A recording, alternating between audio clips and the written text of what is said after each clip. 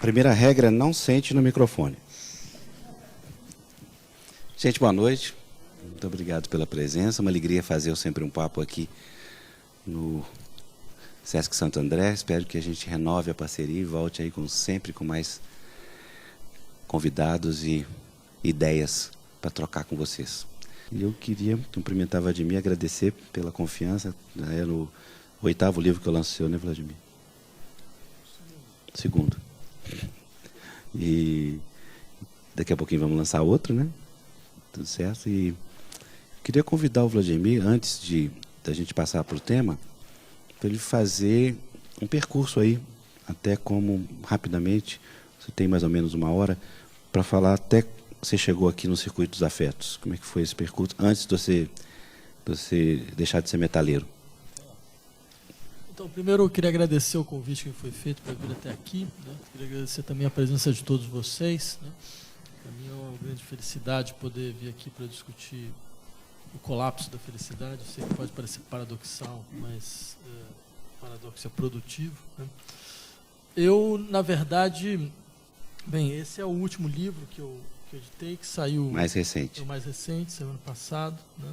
Chama O Circuito dos Afetos, Corpos Políticos, Desamparo e o Fim do Indivíduo. Na verdade, ele não saiu no ano passado, ele saiu em 2015, só que a primeira editora, ela fechou as portas, né? Então, a Autêntica, ela retomou a publicação. Na verdade, trata-se do resultado de um trajeto de pesquisas que vem desde o meu primeiro livro, que se chama A Paixão do Negativo. Foi uma tese de doutorado sobre Lacan e a dialética, né? Era uma reflexão sobre como a psicanálise, em especial a psicanálise lacaniana, ela representava uma retomada muito profunda de uma série de construções a respeito da subjetividade que apareciam no campo da filosofia, no campo especial, no campo do idealismo alemão, né? Então, era uma maneira de dizer que a ideia de que as clínicas do sofrimento psíquico elas seriam, na verdade, simplesmente baseadas em um pressuposto pragmático, ou seja, vamos descobrir aquilo que que elimina o sofrimento, né? Ela era equivocada por não levar em conta como, na verdade, a distinção mesmo entre normal e patologia já é uma distinção não só descritiva, mas é uma distinção valorativa, né? Ou seja, ela não descreve simplesmente déficits ou excessos ligados a funções específicas, né? Sejam funções orgânicas específicas, não? Como, por exemplo, se você vai falar que a depressão, por exemplo, está ligado aos níveis de serotonina, por exemplo, dos neurotransmissores, então você sempre tem uma espécie de pressuposto de transcrição dessas modalidades de sofrimento psíquico no interior de uma dimensão da fisiologia, né? E não por outra razão, a gente vai constituir então toda uma estrutura clínica baseada em larga medida nas disposições farmacológicas, né? Então, eu queria insistir também que existia uma produção de valores que não são apenas valores clínicos, mas são valores culturais, são valores sociais, são valores estéticos, são valores políticos, que organizam o nosso campo de normalidade e de patologia. Nós somos animais que sofremos por valores também. Ou seja, por compreendermos de maneira tácita ou não que aquilo que deveria ser uma vida bem sucedida, ou seja, uma vida bem realizada, não se realizou, né? Então, por exemplo, um exemplo entre tantos, né? Nós, em várias situações, nós podemos associar saúde a valores como equilíbrio, a valores como proporção, a valores como simetria, entre outras coisas. Mas vejam que interessante, equilíbrio, proporção, não são valores clínicos, são valores estéticos, que são trazidos um pouco para o horizonte mesmo das distinções entre saúde e doença. Então, quando se fala principalmente do que, nos termos de sofrimento psíquico, é impossível retirar esta dimensão, né? Eu diria que esse foi um pouco o eixo inicial dos meus trabalhos. E simetria, o que tem a ver com isso? O que tem a ver com simetria? Ou seja, a própria ideia de proporcionalidade, certo? Pressupõe, de uma certa forma, um tipo de geometria das paixões, né? Que pode se expressar, por exemplo, na ideia de simetria, ou seja, para cada tipo de ação uma reação adequada, proporcional, exatamente. Então, acho que isso tem também relações interessantes. Eu diria que eu parti daí, né? Ou seja, eu parti da noção de que existia uma relação profunda entre nossa gramática do sofrimento, né, e a adesão ou não a certos valores que vão ter peso normativo, né, em torno da realização das nossas formas de vida, né. Eu, depois disso, quer dizer, o próximo livro dentro desse projeto chamava-se Grande Hotel Abismo, né, sobre teoria do reconhecimento, que era um pouco, então, insistir em... Existe uma figura da subjetividade, existe uma figura do sujeito que ela está presente tanto então, em certos setores da psicanálise como em vários setores da filosofia, né, que não é uma ideia substancial de sujeito, não é uma ideia do sujeito identitária de sujeito, certo? É uma ideia, na verdade, do sujeito como aquilo que é impulsionado por uma espécie de potência de indeterminação, né? Sujeitos têm ações que não são simplesmente atos reflexos, têm ações que não são simplesmente ações e reações, eles têm ações que são tentar levar à realização aquilo que inicialmente aparece como radicalmente indeterminado. Isso aparece na forma dos sujeitos desejarem, na forma dos sujeitos agirem, né? Quer dizer, nós temos uma característica fundamental do nosso desejo, uma dimensão decisiva do nosso desejo é indeterminada, né? Isso, ou seja, ela não tem objeto específico, ela não tem ação específica, né?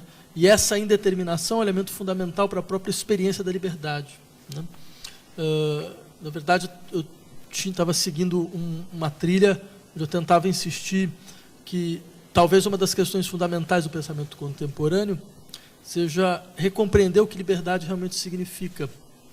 A gente vai poder deixar um pouco aqui. E também é uma maneira também de eu começar a conferência, né? Porque, normalmente, quando se fala em liberdade, nós entendemos imediatamente liberdade é o exercício da autonomia, né? Então, ou seja, eu, enquanto consigo agir de forma autônoma, sou livre. Para nós, é muito difícil distinguir liberdade de autonomia. A autonomia, como todos nós sabemos, quer dizer, a palavra mesmo já descreve isso muito bem, está baseada numa ideia de autogoverno, certo? Autogoverno, governo de si, né? Ou seja, autolegislação, ser o legislador de si mesmo. Quer dizer, isso, por exemplo, vocês podem encontrar no Rousseau. Rousseau dizia: o que é ser livre? Livre é poder dar para si mesmo sua própria lei. Livre é ser o seu próprio legislador. O que é interessante dentro dessa ideia, né? Para que eu seja o meu próprio legislador, para que eu possa afirmar que esse exercício de autolegislação é um exercício de liberdade, então a lei que eu dou para mim mesmo não pode ser uma lei de um outro, não pode ser uma lei heterônoma, não pode ser uma lei que eu internalizei, que eu simplesmente tomei, a lei social que eu simplesmente tomei para mim, né, e me conformei a ela. Não pode ser uma conformação, tem que ser uma expressão, certo? Só que essa expressão, ela pressupõe uma ideia, me parece absolutamente decisiva, que é, para que eu possa ser o legislador de mim mesmo, então, entre a lei e o caso, entre o exercício da lei, né, e aquilo ao qual a lei aquilo que deve se submeter a ela, deve haver uma profunda relação de identidade. Eu não saio de mim mesmo quando eu legislo, ou seja, quando eu me transformo num juiz de mim, entendeu? Eu não saio de mim mesmo quando eu me avalio tal como eu me colocaria diante de um tribunal interno, como se a consciência moral fosse a própria figura mesmo de uma espécie de tribunal na qual eu avalio minhas ações. Ao contrário, eu constituo um pertencimento fundamental. Eu pertenço a mim quando eu consigo, então, me expressar como legislador, né? Isso tem consequências extremamente importantes e bastante decisivas, certo? Porque se isso é verdade, né, então a questão fundamental aqui é que a liberdade, ela aparece como quando nós pensamos sobre a forma da autonomia, ela pressupõe uma forma de autopertencimento. Eu pertenço a mim mesmo, quando eu sou livre. E a forma do meu pertencer a mim mesmo se dá, por exemplo, pela forma da capacidade de legislar sobre mim mesmo. Por exemplo, um filósofo chamado Harry Frankfurt tentava sistematizar um pouco essas ideias, dizendo mais ou menos assim: percebam, por exemplo, a diferença entre o comportamento animal e o comportamento humano. E por que só o comportamento humano é livre? Né? Isso é uma proposição dele. Né? Vai dizer o seguinte, por exemplo, nós temos desejos. Os animais também, à sua maneira, têm desejos. Né? Só que nós temos um tipo muito específico de desejo, que talvez só os humanos tenham. Por exemplo, eu posso ter desejo de fumar. Mas eu também posso ter o desejo de não ter o desejo de fumar. Eu posso ter um desejo de segundo nível. Eu posso tomar distância do meu desejo imediato, avaliar o meu desejo imediato e dizer se ele é adequado ou não, a partir de uma lei que eu dou para mim mesmo. Entendeu? Então, essa lei ela me tira dessa imanência absoluta, então, dos impulsos, e ela cria um outro espaço. Entendeu? E no espaço no qual, nesse espaço, eu sou realmente eu mesmo. Entendeu? Pode chamar de sublimar, não, né? Você tem um espaço cindido, isso é claro. Você percebe, você divide o sujeito em dois. Quer dizer, nós temos os impulsos, que são as reações nossas enquanto seres naturais, por exemplo. Né? Então, eu posso ter certos desejos, eu posso ter certas vontades, certo? Só que eu também posso avaliar os desejos que eu tenho, dizer se eu quero ou não ter esses desejos, que agora eu tenho. Eu posso não eliminar o fato de eu querer, mas eu crio uma segunda forma de querer, percebe? E isso seria um elemento fundamental do que nós entenderíamos por liberdade. Liberdade, ou seja, é eu poder, então, avaliar, ser livre, me liberar, inclusive, daquilo que seria o meu vínculo mais imediato aos meus sistemas de impulsos, de desejos, certo? E de reações àquilo que, de uma maneira ou de outra, me afetam. Eu sou afetado. Então, há uma autoafecção que abriria uma dimensão de liberdade. Uma coisa é eu ser afetado por algo exterior. Não? Eu vejo passar lá alguém que me chama atenção, certo? Que me produz certos desejos, eu vejo certas coisas que me fazem lembrar certas coisas, então me produz também certos desejos, mas tudo isso é eu sendo afetado. Né? Só que a lei que eu dou para mim mesmo é uma autoafecção, eu me afeto por mim mesmo. Entendeu? Por isso que teria essa ideia importante. De uma certa forma, eu diria que um elemento decisivo da nossa ideia de liberdade até hoje se constituiu a partir desta noção. Só que o que é interessante dentro de uma perspectiva que leva em conta tanto alguns setores da psicanálise quanto alguns setores da filosofia contemporânea, é se perguntar se, de fato, liberdade e autonomia são termos sinônimos. De fato, será que eu sou livre quando eu me autolegislo?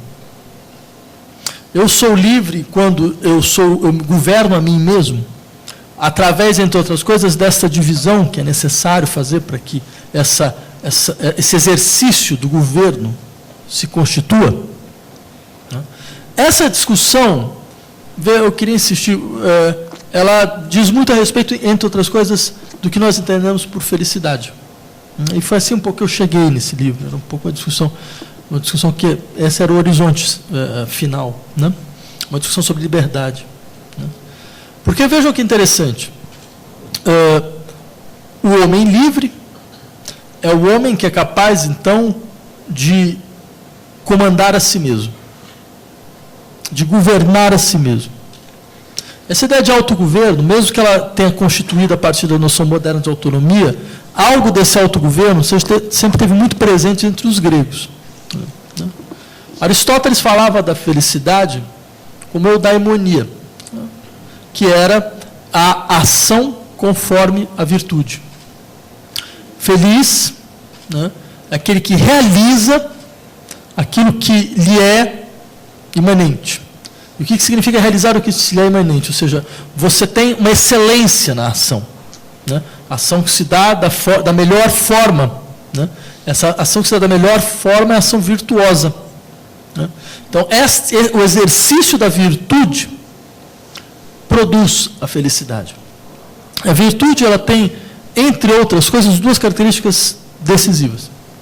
A primeira delas, ela permite um meio termo. Ela é a constituição de um meio termo. Certo? Os extremos, né, são vícios. O meio termo é a virtude. Por exemplo, nós temos a coragem, é uma virtude.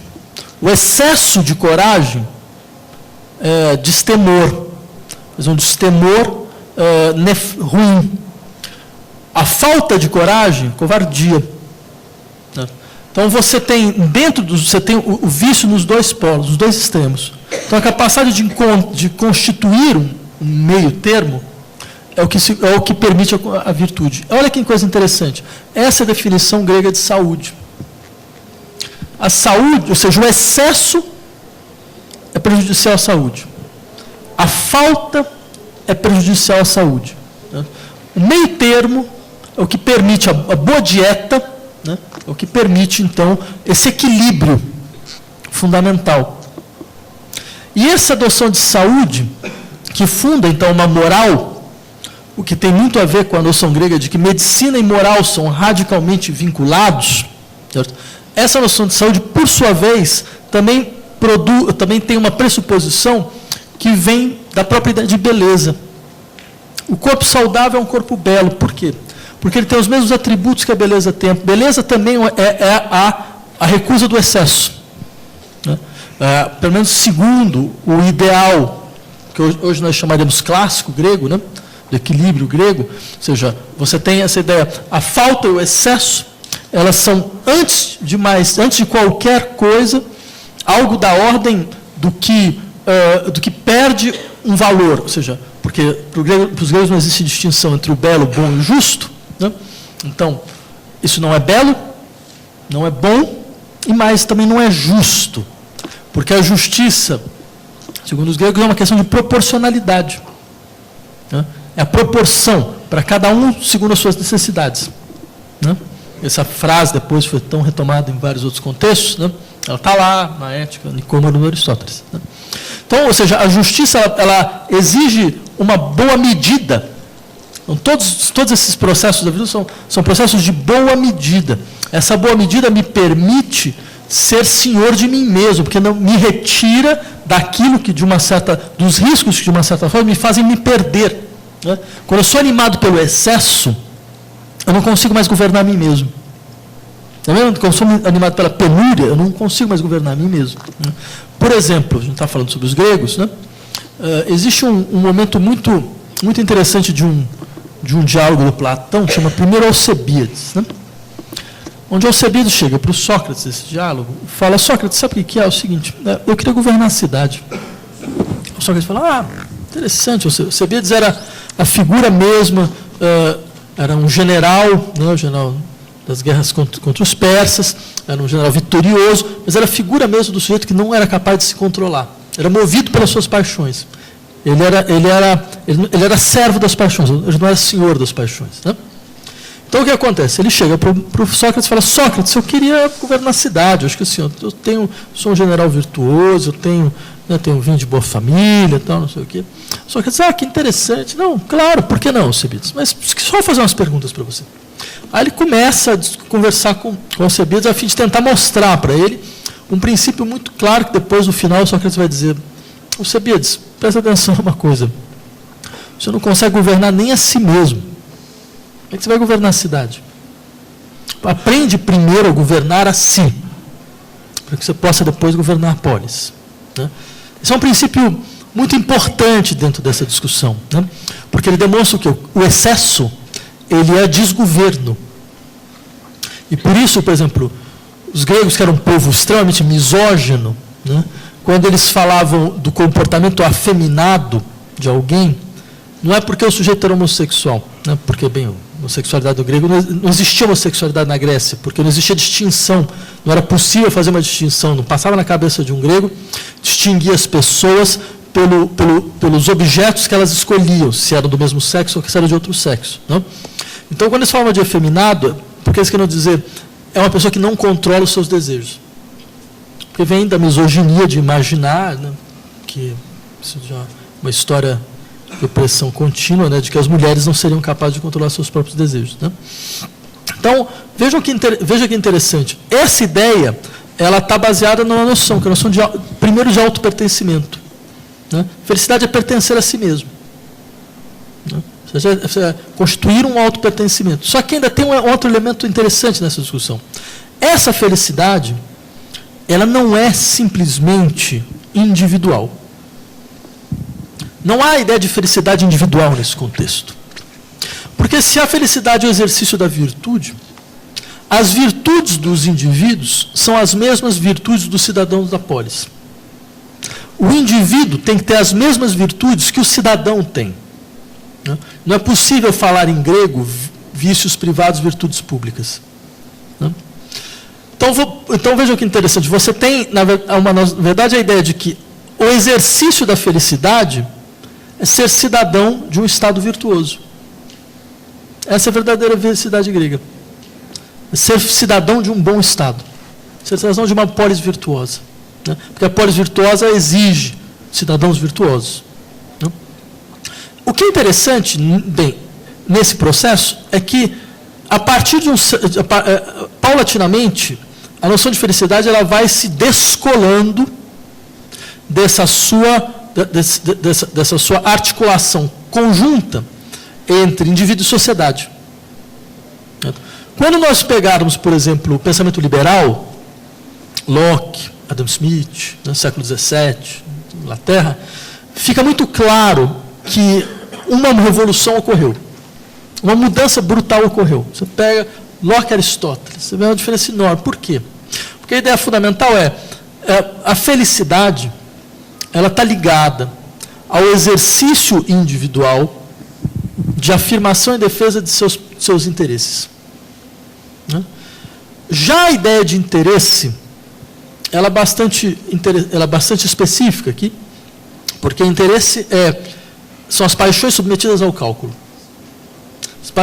As paixões dentro de um processo no qual eu posso calcular. Então, meu sistema, ou seja, eu posso de uma forma ou de outra compará-las, ver o que vale mais, ver o que vale menos. Certo? A princípio, essa ideia de felicidade, ela parece que abre uma dimensão que não existia na Grécia, que é a possibilidade, então, de um exercício individual de felicidades singulares. Porque se ela está vinculada agora, de uma maneira muito estrita, aos sistemas particulares de interesse, então é possível várias felicidades distintas. Cada um encontra o seu caminho. Não? Então isso parece uma recuperação, você percebe? Da possibilidade de um exercício de liberdade individual. Né? Você não tem mais essa ideia, os indivíduos devem se conformar às virtudes gerais da polis, que é estritamente normativa, que define uma regra de proporcionalidade, que define uma regra de simetria dentro desse processo, que define uma regra de equilíbrio. Né? Então, de uma certa forma, isso parece que é retraído. Né? E é retraído, entre outras coisas, porque, bem, existe um lado bom e um lado ruim desse processo. Né? O lado bom é o momento, então, da afirmação da consciência da possibilidade da falibilidade da vida social, da vida comum. Né? Ou seja, eu posso me contrapor ao Estado. É possível um Estado injusto. Né? E mais, as exigências do Estado, mesmo sendo impulsionadas pelo exercício necessário da autopreservação da vida comum, podem ser nefastas aos indivíduos. Por exemplo, alguém como Hobbes, que não é exatamente um liberal, mas que é um personagem importante dentro desse debate, né, vai insistir, o Estado ele deve garantir proteção aos indivíduos. A sua função fundamental. Por quê? Porque nós temos uma sociedade que é composta de indivíduos. Esses indivíduos, eles estão em relação concorrencial a todo momento. Né? Esses indivíduos, eles não têm nenhum lugar natural. Então, todos têm o direito de desejar tudo. Se todos têm o direito de desejar tudo, é claro que você tem uma relação onde rapidamente vários desejam a mesma coisa, que cria uma situação, né, belicista. Né? Entre outras, é por isso que o Hobbes vai dizer, bem, em um estado de natureza, né, nós temos uma situação na qual há uma guerra de todos contra todos. Né? Uma guerra imanente de todos contra todos. Então, daí é necessário um poder que, de uma certa maneira, impeça essa guerra de se realizar. Então, ele protege os indivíduos contra eles mesmos. Isso é o que é mais interessante. Ele protege contra eles mesmos. Ele protege, o Estado protege contra você, porque se eu deixar minha porta aberta, quem garante que você não vai lá, abre a porta, leva tudo, né? E quando eu vejo não tem mais nada. Né? Tem uma charge da Enfio maravilhosa, você lembra? Uma deles que coloca toda a polícia armada assim, em cima do povo, e está dizendo ali, a polícia está ali para proteger o povo dele mesmo. Mas tem algo disso, de fato, porque parte do pressuposto que, se não houvesse Estado, se não houvesse um poder acima dos indivíduos, nós estaremos agora imediatamente em guerra. Né? Porque, afinal de contas, por que eu não posso, então, ter aquilo que você tem? Né? Já que eu tenho direito a natureza me deu direito a tudo desejar. Entendeu? Então, não há nenhuma obrigação natural, a não ser a autopreservação. Né? Então, dentro desse contexto, o que é interessante é, mesmo nessa situação, onde o Hobbes vai falar, não, mas o Estado tem uma obrigação de proteger os cidadãos, né? Só que proteger eles limitando os cidadãos. Só que tem certas circunstâncias onde o Estado, para proteger a maioria dos cidadãos, precisa eliminar dois. Desculpa. Né? O Hobbes diz, o Estado tem esse direito. O poder soberano tem esse direito. Só que os indivíduos também têm o direito de se contrapor. Porque eles têm um pacto. É um pacto de proteção. O pacto foi quebrado para eles. Então, eles podem, de uma certa forma, dizer, tudo bem, mas dentro da soleira da minha casa para dentro, se você entrar, eu atiro. E o que é interessante, o Hobbes diz, não, os dois têm legitimidade para fazer o que fazem. Né? Tanto aquele que se defende, quanto o poder que ataca. Né? Então, mas tudo isso para insistir, isso é uma consequência muito evidente da ideia de que é necessário constituir a figura do indivíduo como uma garantia contra o poder do Estado. A ideia clássica. Por Estado pode ser um Estado injusto. Né? Só que também tem uma outra questão. O quão individual são esses indivíduos? Né? Quão realmente individual eles são? E isso é um dado importante, porque uma boa parte da filosofia do século XX vai bater, digamos, muito nessa tecla, de dizer, esse indivíduo, que parece a essência fundamental da liberdade, da afirmação, do autopertencimento de si, ele, na verdade, é muito mais condicionado, construído, do que ele gostaria de imaginar. Ele é muito mais um efeito de um saber que lhe é externo, ele é muito mais o resultado de uma imposição do que de uma livre expressão. Como assim? Então, aquilo que parece que é mais eu mesmo, não é assim tão eu mesmo? Eu diria, essa de fato é uma ideia importante. E como que se chega a ela? Chega-se de duas formas. Primeira delas, olha que interessante. Nós falamos da liberdade como autopertencimento, né? Pressuposto fundamental autopertencimento. Exatamente nesse momento, mais ou menos no século XVII, essa noção de autopertencimento vai ser inflexionada a uma outra noção, que para nós parece sinônimo, mas ela não era tão sinônimo assim, que é a noção de propriedade de si. Eu sou meu próprio proprietário. Vários, por exemplo, desses debates políticos que acontecem na Inglaterra no século XVII, você tinha vários grupos, como, por exemplo, os Levellers, que eram democratas mais ou menos radicais, né? Eles vão insistir, a liberdade é ser proprietário de si mesmo. Eu não sou propriedade de ninguém. Ninguém pode me ter como propriedade, né? Porque a propriedade de mim sou eu. Né? São chamados de anarquistas. Não necessariamente, não de anarquistas. Eles são um dos primeiros movimentos de fato que vão tentar fazer uma democracia generalizada, né? No Ocidente, ao menos.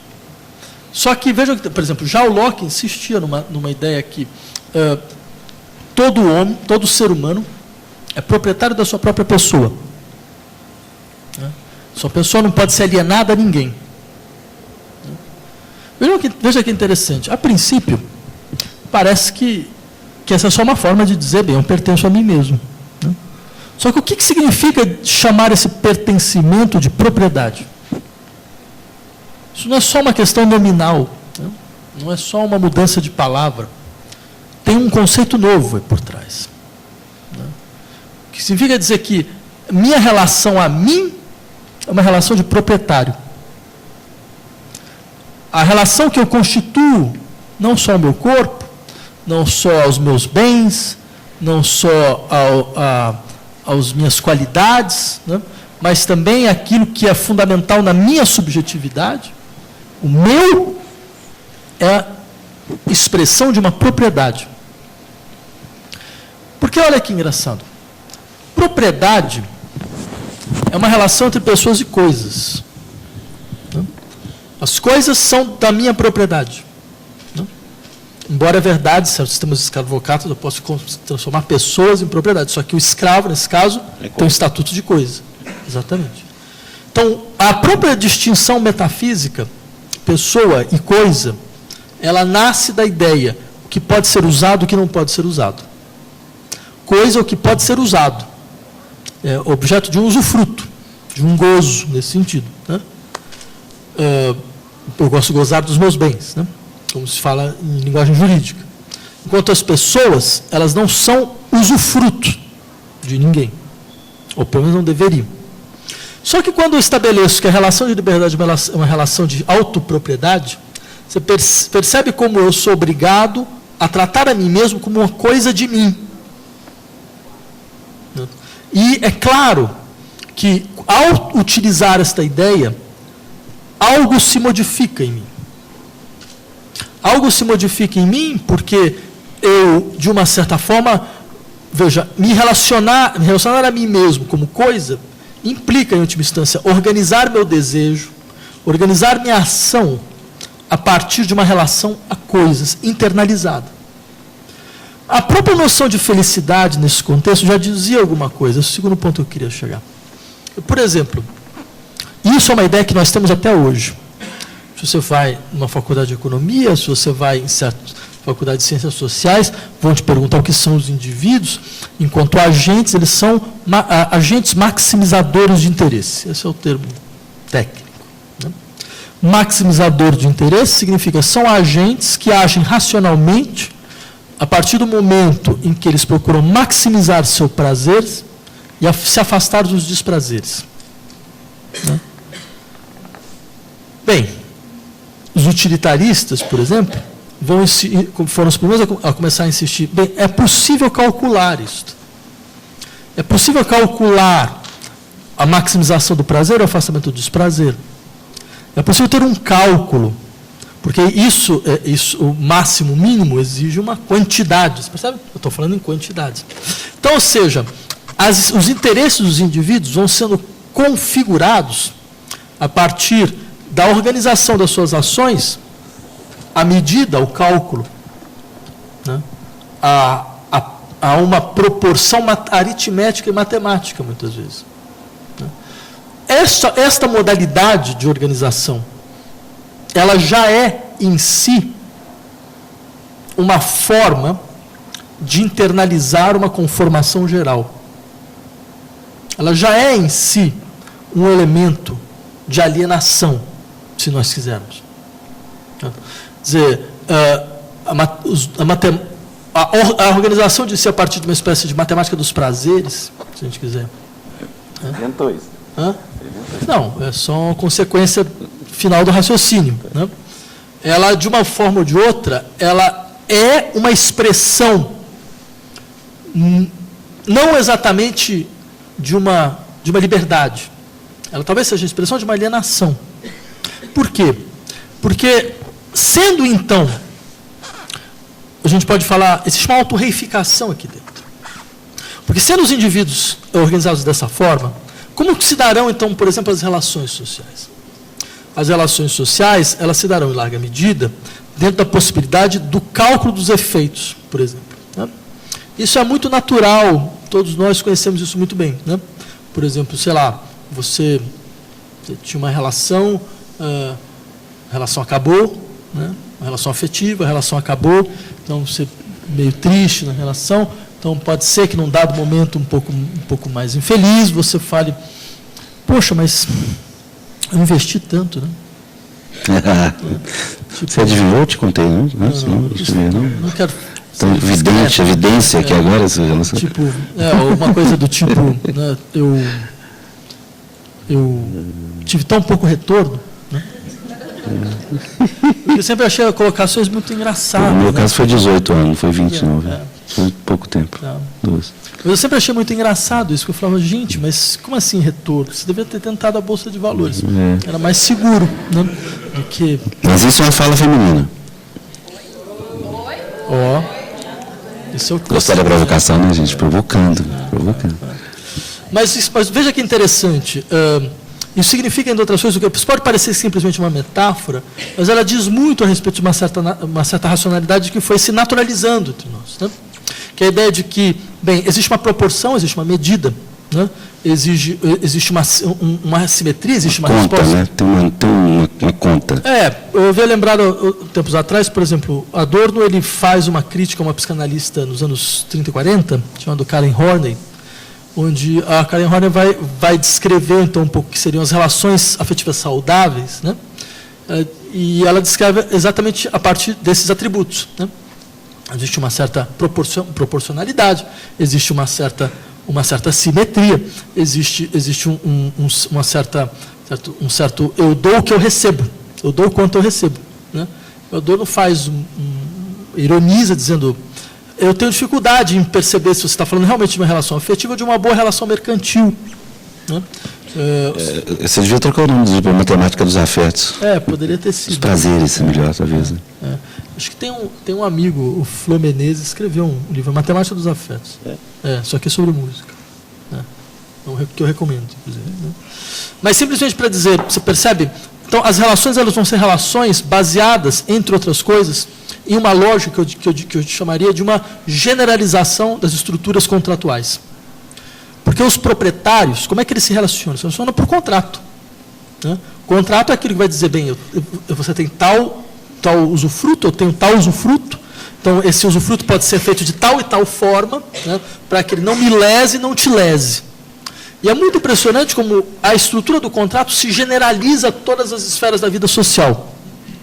Né? E pode ser um contrato explícito ou pode ser implícito. Ele pode estar explicitamente sustentado pelo ordenamento jurídico, né? Ou ele pode ser um contrato implícito entre os sujeitos participantes das relações. Né? Por exemplo,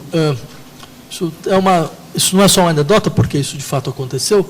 O Kant, quando vai descrever o casamento, ele fala, o casamento é um contrato entre duas pessoas de sexos distintos, bem, isso na época dele, né? Em que cada um tem o direito do usufruto das qualidades sexuais do outro. Né? Vocês podem achar... Está escrito isso? Não, mas vocês podem achar... Sua. Não, ele escreve isso. Não, mas não só ele escreve isso. Se você acha engraçado, mas no Código Civil de vários países, a definição de casamento não é muito diferente dessa. Verdade. Porque, por exemplo, isso é fato. Acho que uns 5, 6 anos atrás, por exemplo, na França você teve um casamento que foi anulado, porque a mulher acho que conseguiu provar que ela não tinha a experiência sexual que ela esperava. Na expectativa? Não existia experiência sexual. Se bem que no Código Civil brasileiro, até pouco tempo, não tinha aquele item, pouco tempo, né? Já tem muito tempo isso, que quando não se consolidava a união, podia pedir a cancelamento, uma coisa assim, gente? Não tinha? Mas você percebe, mas o casamento foi de fato anulado, ele foi forcluído, como se ele não tivesse existido. Né? mas simplesmente para dizer, o que eu lembrei disso só para dizer, o Hegel, por exemplo, vai fazer uma crítica a essa ideia. Ele vai dizer o seguinte: olha, se eu aceitar essa noção do Kant, eu vou ser obrigado a aceitar, por exemplo, sei lá, eu me casei, né? Eu chego em casa à noite, então eu quero ter relações com a minha mulher, ela diz que não quer, que ela está cansada, não sei o quê, eu posso chamar a polícia. Eu estou sendo lesado nos meus direitos contratuais. Não? Como assim? Tem um contrato aqui, o que é isso? Não? Era simplesmente para ele falar, não é que ele era o machista empedernido, porque ele está querendo dizer, veja que absurdo é pensar as relações entre sujeitos como relações contratuais. Veja o barbarismo que isso produz. Né? Porque as relações entre sujeitos não são relações nas quais eu sou confirmado nos meus interesses e nas minhas demandas. As relações intersubjetivas são relações que, de uma certa forma, me despossuem. Não necessariamente despossuem do ponto de vista dos bens, certo? Mas elas me despossuem porque elas me obrigam a eu narrar a mim mesmo de outra forma, ao eu entender de outra maneira o que eram os meus interesses supostos, a eu reconstruir radicalmente aquilo que aparecia como a minha imagem autônoma de mim mesmo. Porque estar em relação é se abrir para uma causa que é exterior. Só que o nosso grande problema é que nós compreendemos esse tipo de abertura como uma sujeição, simplesmente. No sentido de que eu, então, admitir que existe uma causa exterior, que vem de um outro, que o outro me causa, é quase como eu admitir a vontade dele sobrepõe a minha vontade. A vontade dele submete a minha vontade. Então isso não pode ser liberdade. Isso só pode ser um tipo de alienação. Só que há uma questão interessante aqui. E se de fato as relações forem constituídas por processos onde não é que eu me submeto à vontade de um outro, mas talvez eu me submeta àquilo que no outro não é sequer conforme a vontade dele mesmo. Existe algo nas relações que me despossui e despossui o outro da sua própria vontade. Isso eu não entendi. Pois é, mas essa era a ideia mais importante da conferência. Pois é, mas eu não entendi. Não, mas eu posso voltar. Não volto. Né? Uma coisa, servidão significa, em última instância, quando você está falando de relações intersubjetivas, eu me submeto à sua vontade. Né? Só que existe um tipo de heteronomia que não é exatamente uma servidão. Ou seja, existe um tipo de algo que me causa de fora, heteronomia, heteronomos, né? Outro, né? A lei outra. Né? Existe algo que me causa de fora. Né? Só que isso que me causa de fora não é exatamente algo que me causa, por exemplo, na relação que eu tenho com outra pessoa. Né? Só que isso que me causa não é exatamente a vontade dela. É algo nela que não se configura exatamente como a sua vontade. E que, por sinal, despossui inclusive a própria vontade do outro. Ou seja, algo que circula entre nós, que não é simplesmente a expressão das nossas vontades. Percebe? Esse é um elemento extremamente importante. Ou seja, algo que constitui o vínculo e não é exatamente a expressão da vontade de nenhum dos dois. Um acordo velado. Talvez não exatamente um acordo velado, mas, por exemplo, há uma espécie de elemento que causa o desejo de todos. Né? E esse momento que causa o desejo de todos não causa de forma consciente como uma vontade. Ele causa de forma inconsciente, como um afeto que circula. Daí eu cheguei no livro, né? Circuito dos afetos. Né? Ou seja, e essa é uma ideia importante, ou seja, toda verdadeira relação, seja ela afetiva, seja ela política, seja ela intersubjetiva em todos os sentidos, certo? Toda verdadeira relação é uma relação que permite a circulação de objetos ou de afetos, de objetos que afetam, né? E que, de uma certa forma, se dão de maneira inconsciente, despossuindo todos os integrantes daquela relação. obrigando que eles se transformem, porque eles se confrontam com alguma coisa que causa a vontade deles e não é exatamente a expressão de algo que se submete à forma da vontade.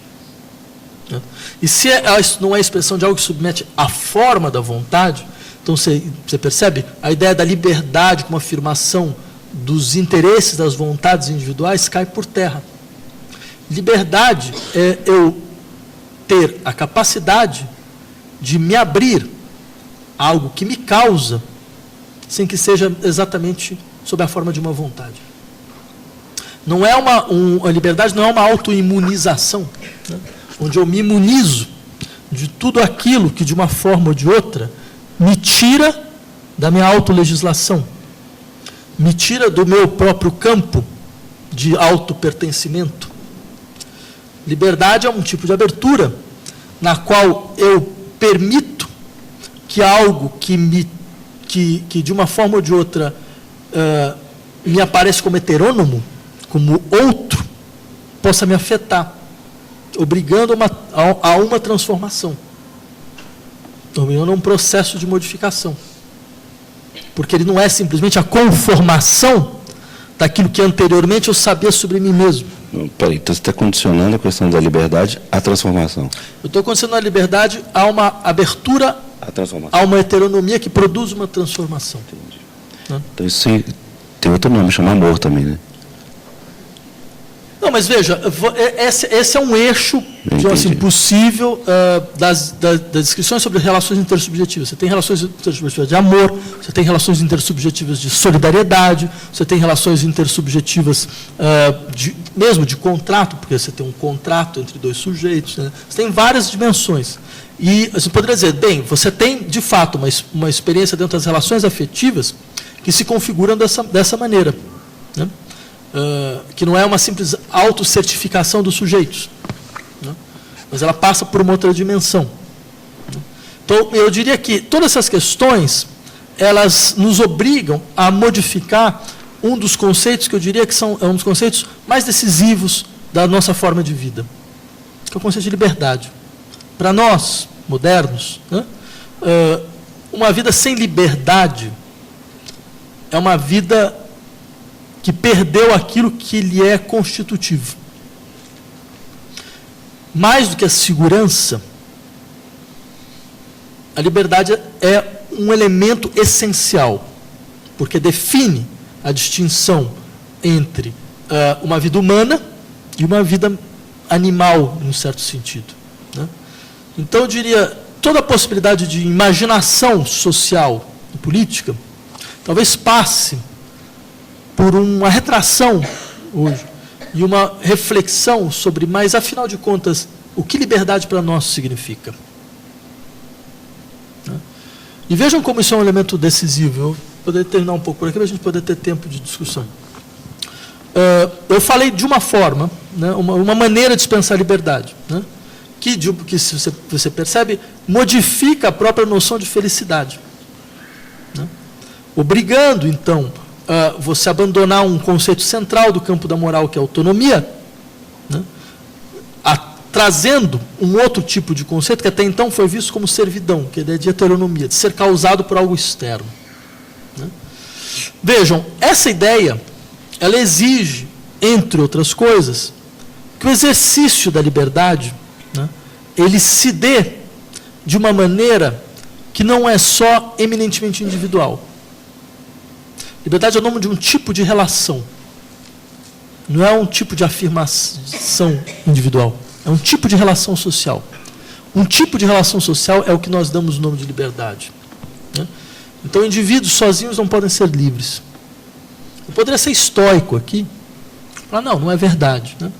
Lembrem, por exemplo, do Epiteto, né, que era um escravo grego, que dizia, não, mas eu sou livre, mesmo sendo escravo, porque existe uma dimensão da interioridade que é intocável.